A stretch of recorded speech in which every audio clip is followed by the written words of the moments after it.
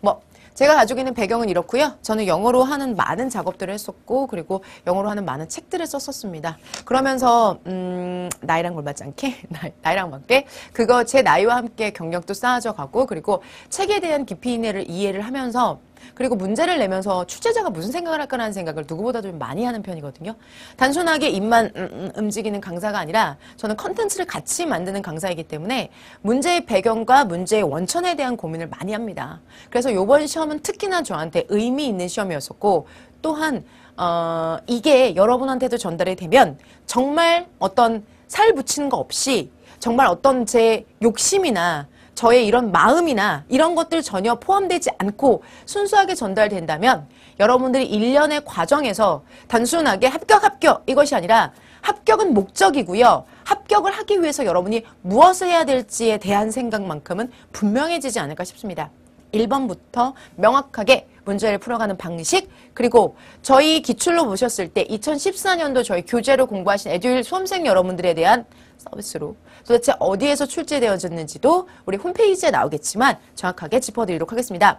전문에 대한 독해 지문은 필요한 부분은 해석을 할 거고요. 그렇지 않은 부분은 꼼꼼하게 해설지가 우리나라 대한민국 최초로 제가 대한민국 최초 요거 딱 하나 있네요. 2015 국가제 개설이 가장 먼저 올라가 있으니까요. 다운로드 받으셔서 한 문장 한 문장 문장별 해석은 꼭 확인해 보시기 바랍니다. 첫 번째 문제입니다. 자, 어휘 문제가 나왔죠? 우리 어휘 문제들 되게 어렵게 생각하시죠? 그런데 어휘 문제가 많은 부분 차지하는 것보다는 이번에는 네모낭이 나왔었고요. 그러면서 우리가 중 또는 하 그리고 상 문제 하나 정도가 접근되어져 있었었죠. 자, 미리 말씀드리면 저희 에듀윌 교재에서 다 포함되어져 있는 어휘들이 나왔습니다. 특히나 여러분들 제일 어려웠던 게 몇 번인 줄 아세요?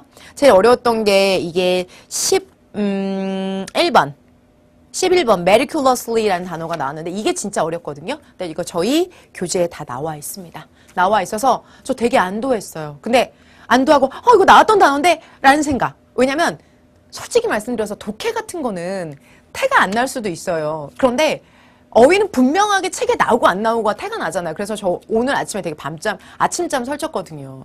왜냐면 내가 안 가르쳐준 드린 데서 나오면 어떡하지? 우리 수험생들 당황하면 어떡하지? 이것 때문에 저도 오늘 되게 불편했었거든요. 그런데 마침 그대로 나왔습니다. 그리고 한편으로는 이런 생각도 들었어요. 분명히 교재에 있는데 우리 회원님들 공부 안 하셨으면 어떡하지? 이런 생각이 들었습니다. 제가 그거는 아직 현장 수업을 하지 않았지만 현장 수업을 하면 확인이 바로 되지 않을까 싶습니다. 12번에 그 정도 난이도 있는 것을 제외하고는요. 나머지 문장들은 평이했습니다. 6번, 14번, 2번, 1번, 13번이 우리가 5위 안에 들어가는 난이도 문제였었고요. 거기에 지금 여러분들 어휘 문제 같은 경우에는요. 1번 그리고 2번이 각각 오답률 3위 그리고 자 2번이 3위 그 다음에 1번이 4위로 여러분들 오답률을 체크가 될 수 있습니다. 자, 첫 번째 문제에서 보시면 여러분들 여기 있는 단어들 다 저희 교재에 나와 있는 단어들이었었고요. 그 중에서 여기서 보시면 자, 어린 night는요. 자, 기사는 was so 이래서 이게 원인이 되는 부분이죠. 자기가 coward 겁쟁이라고 불리워지는 것에 이렇게 해서 결과적으로 charge forward 이거는 동사로 여러분들 어디를 향해서 달려가다. 보통은 이게 어디를 향해서 나아가다라는 뜻으로 잘 안 쓰거든요. 그런데 그런 의미로 쓰였기 때문에 이번 공시 2015를 중심으로 해서는 꼭 암기해 주셔야 되는 단어가 됩니다. 자, 그래서 자 그의 칼을 가지고 손에 그의 칼을 쥐고 앞으로 나아갔다. 어떻게 쓰니까요? 흥분하고 화내셨겠죠? 그러면 흥분하고 화난이란 단어가 뭐가 들어가면 될까요? 자, unpretentious 이거는 잘난 척하지 않는, 젠 척하지 않는 이란 뜻이고요. 자, 우리 unbiased. 우리 요것도 우리 짚어 들어갔었잖아요. 요거 기억나시죠? bias 자체가 뭐예요? 선입견이 있는 이란 뜻이니까 선입견이 없는 이란 뜻이 되겠고요. aloof라는 단어 여러분들 냉담한 이란 뜻이었습니다. 요 교재도 여러분들 요 단어도 짚어 드렸고요. 자, 그러면 여기서는요. incensed. 요거 마지막 여러분들 마지막 파이널 정리할 때 짚어 드렸던 급한 화가 난 이란 뜻이기 때문에 정답 몇 번이 되겠습니까? 정답 2번이 되겠습니다. 자, 가볍게 맞추셨나요? 근데 이 정도 못 맞췄다 괜찮습니다. 다른 데서 충분히 만회할 수 있기 때문에 이런 만점만 합격하는 시험이 아닙니다, 여러분들. 1번 놓치셔도 괜찮고요. 지금 모르셨다면 지금을 기준으로 해서 총알은 많이 쌓을수록 전쟁에서 유리한 거 아시죠? 단어는 매일매일 숨 쉬듯이 공부하시기 바랍니다. 자, 두 번째 문제입니다. 두 번째 문제 보면요. 자, took on, got on, put often, hit often. 우리 이런 같은 것을 뭐라고 하죠, 우리가? 구동사라고 합니다. 어떤 동사의 전치사 또는 부사가 합쳐져서 하나의 의미를 나타낼 때 구동사라고 하고요. 그러다 보니까 우리 학생 여러분들은 어디 위에서 취하다. 이런 식으로 두 개의 단어를 정말 단어와 단어의 뜻을 합쳐서 기억하는 경우가 있는데요. 이런 것들은 문맥안에서 자연스러운 의미를 파악하기 위해서 여러분들 연습을 평소에 많이 하셔야 되는 거고요. 특히나 저희 교재에서는 구동사편을 따로 가지고 있습니다. 구동사편을 따로 체크해서 그 부분을 여러분들한테 암기할 수 있도록 따로 소개해드리고 있는데요. 그런 면에서 여러분들 take on이나 got on이나 put often 다 여러분들 언급된 적 있고요. 그리고 hit often 같은 경우에는요. 여기 지문에 정답이 되는데 1970년대 중반으로 거슬러 올라갈 때 미국의 컴퓨터 과학자들은 존 홀랜드라는 사람을요. 자, 이렇게 존 홀랜드라고 불리웠었던 이런 과학자는 여기까지 끊어주시면 되겠네요. 존 홀랜드라고 불리워졌던 그 과학자는 어떤 아이디어를 took on 했다, 떠맡다 라는 뜻이고요. got on, 어디에 탑승하다. 그 다음 put up은 속이다 또는 혹사하다 또는 어떠한 도를 넘어가다 라는 뜻이고요. 여기서는 여러분들 아이디어를 어떤 아이디어냐면 theory, 이론을 이용하는 건데 evolution, 뭐가 될까요? 그쵸? 요거는 여러분들 evolution, 진화죠. 자, 어떤 notorious difficult problem in science, 과학에 있어서 악명 높게 어려운 문제점을 해결할 수 있는 evolution에 대한 이론을 이용하는 아이디어를 어떻게 했을까요? 아이디어를 떠맡았을까요? 아니죠. 아이디어를 생각해냈다. hit the idea, hit off the idea라고 해서 생각해냈다죠. 우리가 보통 아이디어를 생각해냈다는 이 표현을 많이 쓰진 않습니다. 하지만 이런 문제를 풀어봤을 때 부사 빼고 여러분들 동사에다가 이 목적어를 직접 연결했었을 때 여기 같은 경우는 아이디어잖아요. 아이디어를 연결했을 때 그 문장이 가장 자연스러운 걸 골라가시면 돼요. 이거는 실전에선 여러분들 이 4개의 선지를 다 외워서 들어간다? 그럼 좋죠. 하지만 그렇지 않을 때는 차선책으로 직접 넣어보는 방법이 있는데 자, 우리가 여기 같은 경우에는 아이디어를 생각해내다 라는 뜻까지는 모르더라도 hit idea, 아이디어를 뽑아내다, 아이디어를 치다 라고 해서 우리가 머릿속에 불현듯 떠오르는 생각을 말할 때 hit often이라고 합니다. 이렇게 구동사에 접근하는 방법 말씀드리면서 우리 요거는요. 꼭 구동사 사전 우리 에듀윌 교재를 기준으로 했었을 때 구동사편 그러니까 우리가 유닛 2에 해당되는 부분들 평소에 정말 짬나실 때마다 저희 현장 분들 중에는 그거 사진으로 찍어서 이렇게 보관하고 유지하시는 분들도 계시거든요. 정말 짬날 때마다 숨 쉴 때마다 공부해야 되는 게 그거란 거 잊지 마시고요. 자, 그 다음에 이어지는 3번. 이게 제가 말씀드렸던 품격 있는 지문이라고 했었던 게 이게 제가 작년인가 읽었던 책 중에서 제럴드 다이아몬드라고 하죠. 우리나라 말로 제럴드 다이아몬드의 교수의 이거 사람 이름이에요, 여러분들. 다이아몬드가 뭐 보석 아니에요? 이 교수의 총균쇠라는 책이 있었어요. 이게 원래 스틸은 철이에요. 쇠가 아니에요. 그러니까 총균철이죠. 총균철. 총균철이라는 책이 있었는데 이 책이 되게 두꺼워요. 그리고 그 책에서 제가 봤었던 지문과 똑같은 지문이더라고요. 그래서 다시 한번 정말 확인해 봤더니 이게 162페이지?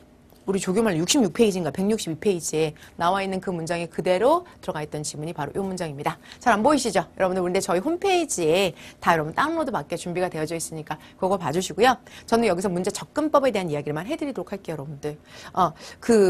우선 먼저 그러면 총균세라는 책을 읽은 사람이 유리하냐? 총균세는 읽는 사람이 별로 없어요, 여러분들. 왜냐면 되게 두껍고요. 되게 좀 지루해요. 근데 그런 배경 지식을 쌓아야지 공무원 시험을 본다? 법 공부하기도 바빠요. 한국사 공부하기도 바빠요. 행정학하기도 바빠요. 그잖아요. 아니에요, 여러분들. 절대 그런 건 아니에요. 다만 문제가 이렇게 나오고 있다는 거예요, 여러분들. 문제가 이렇게 나오고 있다고. 그래서 소재는 앞으로도 계속 이런 경향을 가질 거라는 거예요. 소재는 계속해서 이렇게 복잡해지고 난해한 것들이 나올 거고 근데 중요한 건 여러분한테 교양을 물어보는 시험이 아니고요. 배경 지식을 물어보는 시험이 아니에요. 영어 실력을 물어보면서 논리적인 것을 물어보는데 여러분의 논리를 물어볼 때 소재가 어려워지잖아요. 우리가 예를 들어서 야 맥도날드 햄버거가 맛있어? 버거킹 햄버거가 맛있어? 이거 물어보면은 아마 지나가는 모든 사람들이 한마디씩 할 수 있을걸요? 다 자기의 의견을 명확하게 낼 수 있을걸요? 그런데 중요한 건 당신은 공산주의와 민주주의에 대해서 어떻게 생각하세요? 라고 하면 다들 이럴걸요? 소재가 생경하잖아요? 소재가 생소하면 사람들은 거기에 대해서 우선 겁을 먹게 됩니다. 그러니까 스텝백, 한 걸음 뒤로 물러나게 돼요. 근데 그럴 필요 없단 말인 거예요, 여러분들. 저는 반가웠을 뿐 이 문제를 푸는 데는 아무 도움이 되지 않았어요. 왜? 재작년에 읽었던 책이 제 머릿속에 기억이 날까요? 다만 제목만 기억하거든요. 봤던 저도 기억을 못해요. 이게 업인 저도 영어 지문인데 기억을 못해요. 무슨 소용이에요. 다만 소재는 이렇게 해서 계속 교양 쪽으로 넘어갈 거고요. 이런 경향은 수능에서 원래 극치가 됐었죠. 그래서 수능 수업에서는 이런 식으로 원문을 찾아서 보여주기식의 수업이 많이 있었어요. 사실은.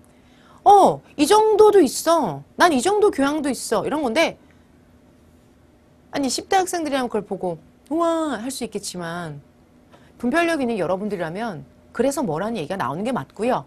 앞으로 이런 식으로 소재가 어려운 지문들이 많이 출제될 거기 때문에 그 소재에서 휘말리지 마시고 논리를 찾는 쪽에 초점을 맞추시고 그러면서 자연스럽게 지문은 길어지는 거죠. 지문은 길어집니다. 소재가 어려우면요. 한두 문장으로 해석이 안 돼요, 여러분들. 한두 문장만 가지고는 정보가 부족하기 때문에 문제를 낼 수가 없어요. 그렇기 때문에 지문은 길어질 수밖에 없어요. 예를 들어서 햄버거에 대한 글을 가지고 비교를 가지고도 지문은 길어질 수 있어요. 근데 짧아질 수도 있거든요. 근데 소재가 추상적이고 소재가 어려운 것들은요. 길게 쓸 수밖에 없어요. 그래야지만 문제를 낼 때 복수 정답이나 오류를 막을 수 있기 때문에 그런 거랍니다. 아시겠습니까? 그래서 앞으로도 지문은 길어질 거예요. 이거 기억하세요. 제 말 기억하세요. 그리고 그에 대한 결론은 끝내고 알려드리도록 하겠습니다. 제가 여러분 이 문제 풀 때 이렇게 하라고 하죠. 요 위에 있는 문장, 요 위에 있는 문장을 우리가 뭐라고 한다? Trust zone. 신뢰할 수 있는 영역이라고 한다. 그러면 이 신뢰할 수 있는 영역에서 뭘 잡아라? A라는 소재와 B라는 소재 두 가지를 잡아라 라는 거죠. 이 두 가지 소재를 통해서 뭘 하라는 거예요, 여러분들? A라는 소재, B라는 소재, 이 두 가지 소재를 잡고 이 전체적으로 이 A, B 소재 두 개를 다 이야기를 하고 있는지 찾으라고 했어요. 왜냐면 소재 하나만 찾으면 안 돼요. 예를 들어서 환경보호라는 것을 소재를 잡았다고 할게요. 그러면 우리가 선지 1, 2, 3, 4에 다 환경보호 얘기 들어갑니다. 그러면 우리 하고 다시 읽게 돼요. 이렇게 풀면 안 된다고 그랬죠.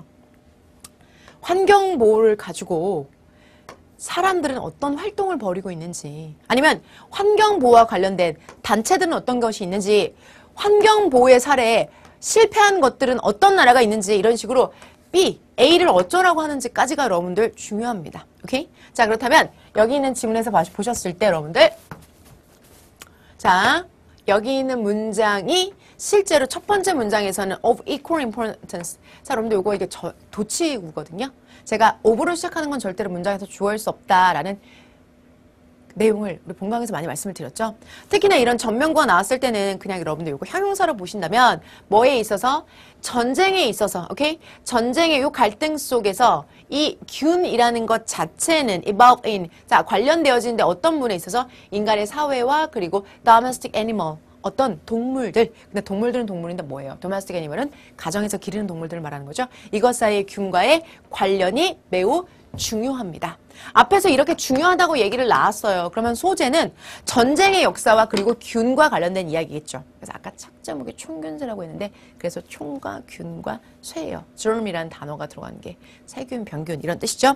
자, 그래서 가축들, 집에서 기르는 동물이니까 가축들과 인간 사회 안에서 진화되어져 있는 어떤 질병들, 균과 관련돼 있는 것들은 자, 전쟁이 있는데 어떤 정복 전쟁만큼이나 중요한 상태입니다. 라는 얘기죠. 자, 그러면 여기는 실제로 균과 그리고 그것에 있어서의 전쟁의 역사 속에서 그게 얼마나 중요한 역할을 하고 있는지에 대한 이야기입니다. 자, 그런데 여기 보시면 첫 번째도 그런 질병에 대한 이야기인데 이번에 보면 가장 직접적인 기여, 식물과 동물의 가정화에 자 직접적인 기여를 했었던 것. 근데 뭐에 있어서? 어떤 정복 전쟁에 있어서의 식물과 동물의 가정화에 있어서 가장 큰 컨트리뷰션은 바로 유라시아에서 왔었고 그리고 말. 근데 그것은요. Military role made them in the 저도 글씨가 잘 안 보이네요. Jeep and the Sherman tanks on Asian warfare on the continent. 자, 여기 셜먼이라는 사람이 이 책에 안 그래도 나오거든요. 그래서 요 이름 때문에 제가 기억을 했었긴 했었는데 어쨌든 여기 있는 지문 내용은 균에 관련된 내용이 나와요, 안 나와요? 안 나오죠. 동물에 관련된 얘기만 나오잖아요. 그것이 유라시다의 기원을 뒀다는 얘기만 나오잖아요. 그러니까 여기에서는 여러분들 균에 관련된 소재를 우리가 앞에서 잡았어요. 균과 전생에 대한 이야기를 얘기를 하고 있는데 지금 못 잡고 있잖아요. 그래서 2번은 전혀 관련이 없는 이야기를 하고 있기 때문에 2번 전혀 상관이 없어서 2번으로 뽑아내시면 되겠습니다. 3번, 4번, 5번도 저희가 지금 작아서 잘 보이진 않지만 저희 해설지 다 올라가 있으니까 다 균과 전쟁의 역사 이 속에서 관련된 이야기입니다. 그것들이 퍼져나가면서 사람들이 많이 죽었고 이와 관련된 얘기이기 때문에 2번만 완전히 생뚱맞은 이야기입니다. 그래서 여러분들 요거는 삭제 문제고요. 우리 이번 시험에서 가장 눈에 띄는 부분이 삭제, 그 다음에 삽입, 그리고 삭제 배열, 그리고 일치 문제가 좀 많은 부분입니다. 그래서 이런 부분은 사실 시간을 많이 요하는 부분이고요. 그리고 문제에 접근할 때 다 읽는 것 물론 중요하죠. 답이 나올 때까지 읽는 건 당연합니다. 하지만 주어진 문장에 대한 파악을 명확하게 하지 않고 급한 마음에 내려가면 두 번 읽고 틀리는 최악의 상태가 만들어진다는 거 주의하시기 바랍니다. 자, 이어지는 4번 문제 보도록 할게요. 다음 글의 제목으로 가장 적절한 것을 고르쇼라고 되어져 있죠. 자, 요거는 여러분들 지문 자체가 제목은 제가 여러 번 말씀드렸지만 요즘은 끝에 물음표나 아니면 느낌표나 아니면은 이렇게 세미콜론이나 콜론이 많이 나온다라고 말씀드렸죠. 그래서 예전에는 제목 자체가 거의 주제나 요지나 별반 차이가 없었어요. 환경을 보호합시다. 요지죠? 환경을 보호합시다. 주제죠? 환경을 보호합시다. 제목이에요. 근데 제목은 이렇게 매력적이지 않으면 안 되거든요.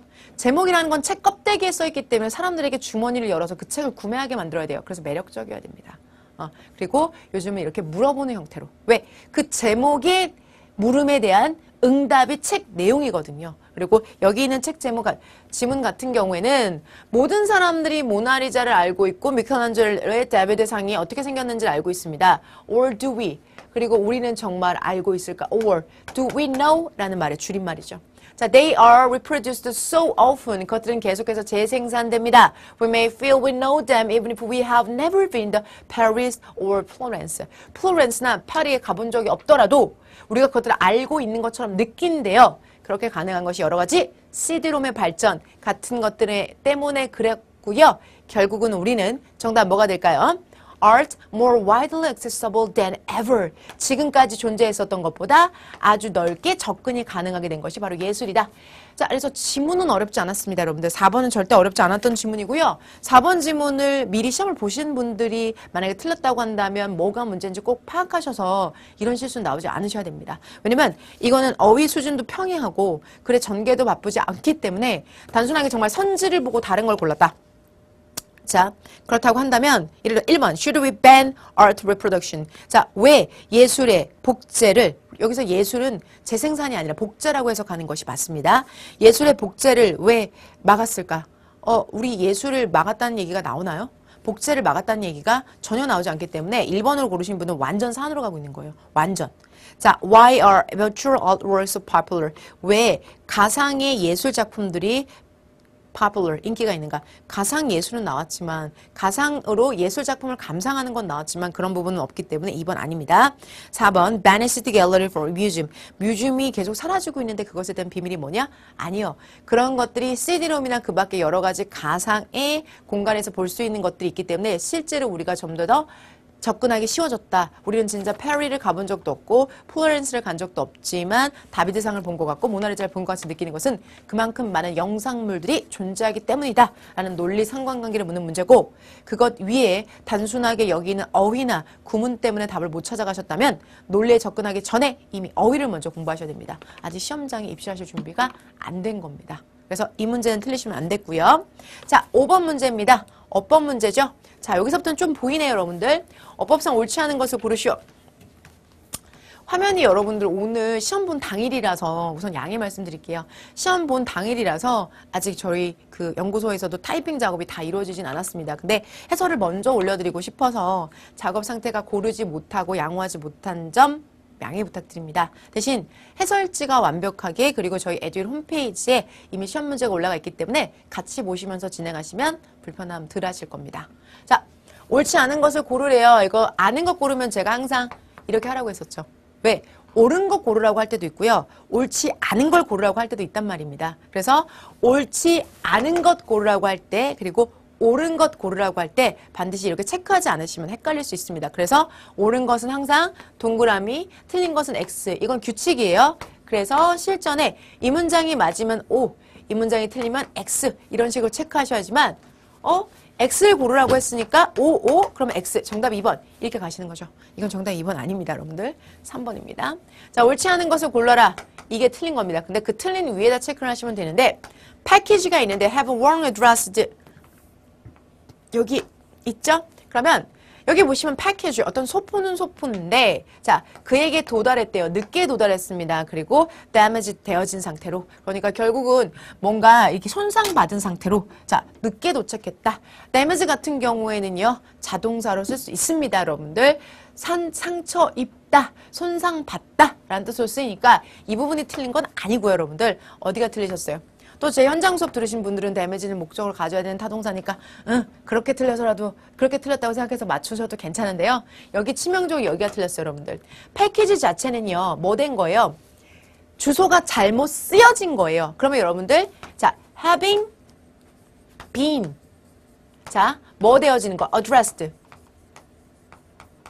우선 틀리는 좀 빼고 쓸게요. 먼저 having been addressed 그러면 현재 완료의 수동태로서 자, 여기 완료 분사 구문이죠. 완료 분사 구문으로서 앞에 있는 누구를 꾸며요? 패키지를 꾸미는 거죠. 근데 소포를 보세요. 소포를 주소를 쓰는 시점이 언제예요? 소포를 보낼 때 쓰는 거잖아요. 그러면 소포가 도달했던 시점이 과거예요. 그러면 소포에 주소를 썼던 시점은 뭐가 될까요? 대과거죠. 그쵸? 그러니까 대과거에 먼저 주소를 썼는데 그걸 잘못 쓴 거예요. 근데 패키지 앞에 있는 소포가 주소를 쓴 거예요? 아니면 소포는 주소가 쓰여진 거예요? 쓰여진 거죠? 자, 주동관계 주의하시면서 그러면 여기 같은 경우에는 여러분들 쓰여진 거기 때문에 수동태 들어가겠죠. 그쵸? 자, 그래서 having been 이라고 들어가시는 게 맞고요. 이렇게 여러분들 수동태로서 분사를 쓰지 않았기 때문에 분사의 수동태 형태를 쓰지 않았기 때문에 이 문장은 틀린 부분이 되겠습니다. 항상 꾸며주는 부분에 대한 인식 가로쳐 주시고요. 그리고 패키지 자체가 주소를 쓴 것이 아니라 쓰여진 것이기 때문에 수동태 쓴다는 거. 또 having been은 생략이 가능합니다, 여러분들. 근데 엄밀히 말하면 시제를 나타낼 때 분명히 소포에 주소를 쓰여진 것이 먼저였다는 거. 그거 기억하시고요. 왜? 우리는 다음 시험을 준비할 거니까. 그리고 having been은 생략될 수 있다라는 것도 기억하시면 되겠습니다. 자, 그래서 정답은 틀린 부분이 여기이기 때문에 3번이고요. 그 밖에 여러분들 1번, 2번, 4번은 틀린 바 없고요. 이슈화 될 수 있는 건 1번은 stop 다음에 smoking 들어갔다는 거 이슈화 될 수 있고요. 자, 그 밖에 뭐 나머지 부분은 여러분들 틀린 부분 없습니다. 그거 보시고 이슈화 될 수 있는 부분은 저희가 해설지에 자세하게 정리해 놨으니까 확인해 보시고요. 우선 두 번째 한번 보도록 할게요. 어법상 옳지 않은 건 3번이고요.